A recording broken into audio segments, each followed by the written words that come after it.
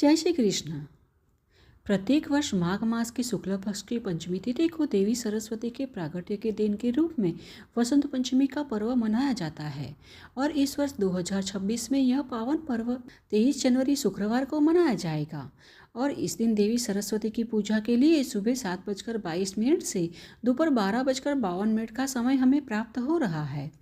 और क्योंकि सरस्वती पूजा उसी समय की जाती है जब पंचमी तिथि और पूर्वाह्न काल दोनों ही व्याप्त होते हैं, इसीलिए वसंत पंचमी के दिन सरस्वती पूजा इसी समय के दौरान करना श्रेष्ठ रहेगा।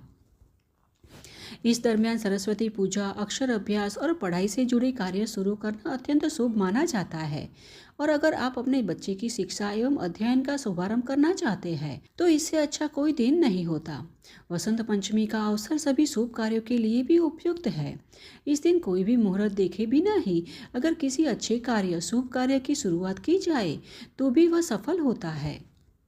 इस दिन बिना किसी शुभ मुहूर्त को देखे भी कोई भी शुभ एवं मांगलिक कार्य किया जा सकता है और उसके परिणाम भी अति उत्तम होते हैं। तो आइए जानते हैं कि इस दिन देवी सरस्वती की पूजा कैसे करनी चाहिए तथा शास्त्रों के अनुसार माँ सरस्वती को इस दिन कौन कौन से नैवेद्य अर्पित कर सकते हैं। तो इसके लिए अंत तक हमारे साथ जुड़े रहना और जानकारी अच्छी लगे तो लाइक, शेयर और ऐसे ही वैदिक और प्रमाणभूत जानकारी प्राप्त करने हेतु इस चैनल को सब्सक्राइब भी कर लीजिएगा। तो आइए आज के वीडियो का आरंभ करते हैं।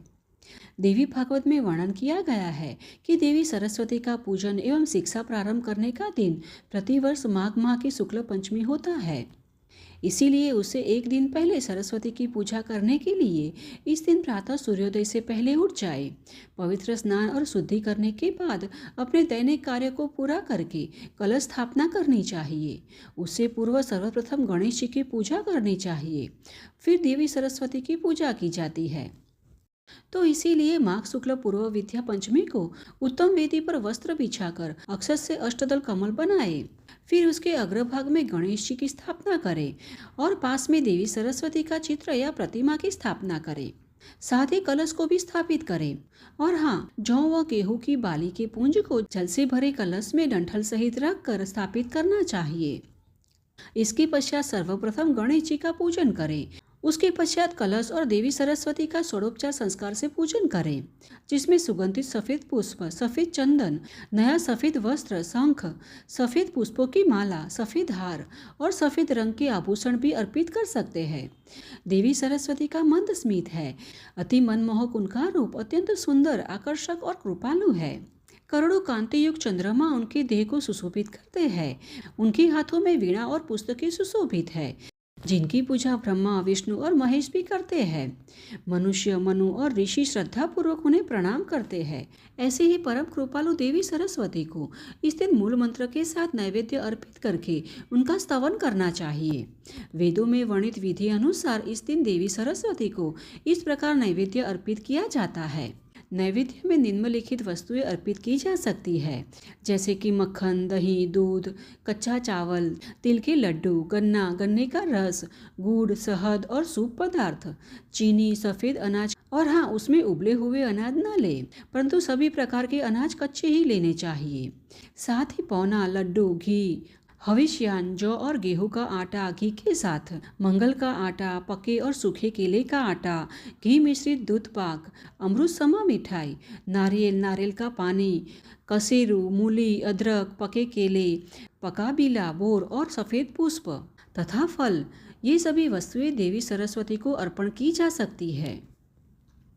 और जिनकी इष्ट देवी सरस्वती हो उन्हें अध्ययन प्रारंभ में प्रतिदिन अनुष्ठान करना चाहिए। उन्हें वर्ष के अंतिम दिन यानी दिवाली और माघ शुक्ल पंचमी के दिन दैनिक अनुष्ठान करना चाहिए।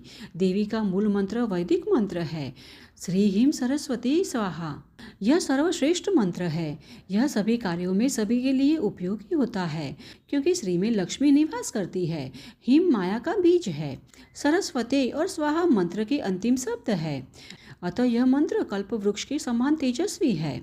और श्री हरि नारायण ने यह मंत्र वाल्मीकि ऋषि को दिया था तथा यह मंत्र भृगु ऋषि ने शुक्र को सूर्य ग्रहण के समय पुष्कर भूमि पर दिया था। मारीची ने चंद्र ग्रहण के समय बृहस्पति को यह मंत्र दिया था तथा ब्रह्मा जी ने इसे बद्रिकाश्रम में भृगु ऋषि को दिया था।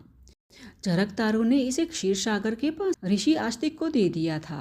विभाटक मुनि ने इसे ऋषि श्रृंग को दिया था। भगवान शंकर ने इसे कणाद और गौतम ऋषि को दे दिया था और सूर्य नारायण भगवान ने इसे याज्ञवल्क्य और कात्यायन ऋषि को दिया था और शेषनाग ने इसे पाणिनि को दे दिया तथा भारद्वाज ने इसे सुतल में शाक्टायन को दिया था। और इस मंत्र का जाप 12 लाख बार करने से व्यक्ति को सफलता प्राप्त होती है और वह गुरु बृहस्पति के समान हो जाता है। तो इस प्रकार इस दिन देवी सरस्वती की पूजा करनी चाहिए। और अगर आप अपने बच्चे का विद्यारंभ संस्कार करना चाहते हो तो भी इस समय सरस्वती माता के समक्ष अपने बच्चे को प्रथम अक्षर लिखवाए, जिसे देवी सरस्वती की कृपा से अच्छी शिक्षा प्राप्त हो सके। इस दिन निष्ठापूर्वक देवी सरस्वती की आराधना करने से चाहे कोई व्यक्ति कितना भी मूर्ख और दुष्ट क्यों ना हो, तो भी वह निश्चित रूप से विद्वान बन सकता है और समय आने पर मान सम्मान और प्रतीक्षा को प्राप्त करता है। तो यह थी वसंत पंचमी के दिन देवी सरस्वती पूजा की सरल एवं शास्त्रोक्त विधि, और हमें आशा है कि यह जानकारी आपको उपयुक्त होगी। अगर यह जानकारी आपको थोड़ी सी भी उपयुक्त होती है तो इसे अधिक से अधिक लोगों में भी शेयर कीजिएगा, जिससे कि वे भी इस विधि के साथ वसंत पंचमी के दिन देवी सरस्वती की पूजा कर उनका आशीर्वाद प्राप्त कर सके। तो आइए ऐसे ही वैदिक और प्रमाणभूत जानकारियों के साथ फिर से मिलते हैं। तब तक के लिए जय श्री कृष्णा।